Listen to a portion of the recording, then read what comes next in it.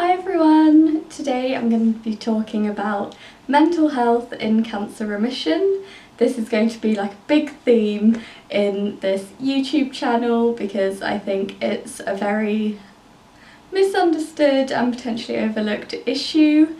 I know that for me it's been the biggest struggle in remission, and talking about it I find helps. I think that having this safe space as a sort of channel where we can come together, form a community, would just be really useful in improving our mental health and would just give us the opportunity to feel less alone, which I think helps. So, mental health in remission. I'm the first to say that my mental health is not great a lot of the time, and I put a lot of work in to try and make it better, and exercising and all of that stuff that you're supposed to do, but most importantly I've had cognitive behavioural therapy and counselling, and those two things have been really useful about teaching me themes. Things that have affected my mental health in remission are definitely survivor's guilt. A really interesting thing that I discovered was that I was grieving myself. So I was grieving my pre-cancer self, which I linked to like childhood and freedom and being pain-free. So that grief is something that I'm still dealing with. Depression comes along with things like being different at school.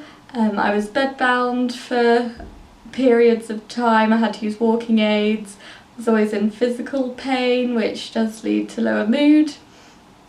Anxiety about the cancer coming back, scanxiety. If you know what that is, then I apologise because it's the worst thing in the world.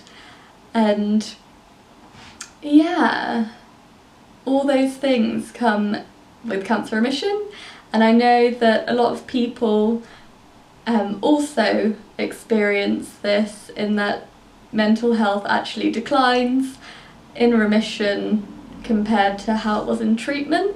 We're sort of going through this, I feel, with Corona at the moment, because we've been through the intense lockdown and the panic stages, and every 3 weeks we had a structure of what to do. And although it was awful and we had to stay at home, we couldn't see people, we sort of knew where we stood, we were under direction. And now you can sort of choose what you're comfortable with doing, so you sort of can go to the shops, you see other people doing things, you don't know whether you should be doing them, you don't know whether you want to be doing them.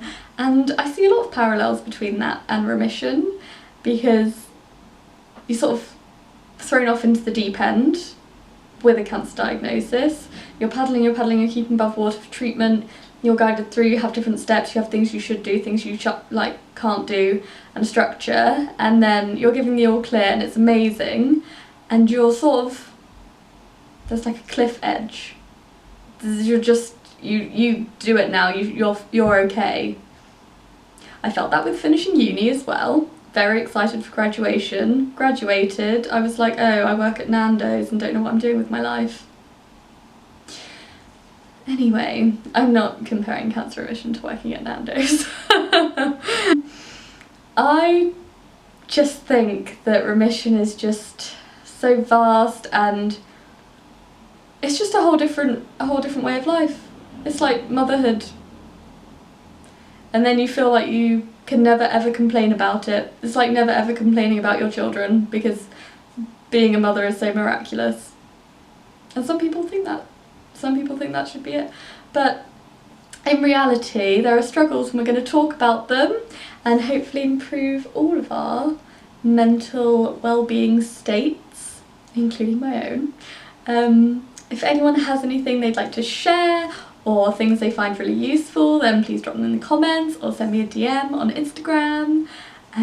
I'll be making lots more videos about specific things to do with mental health, like PTSD, like control issues, and we'll just be having lots of different chats. Maybe you'll relate to some, maybe you won't, but if that's something you're interested in, then please subscribe. And if you found this video helpful, then please give it a thumbs up.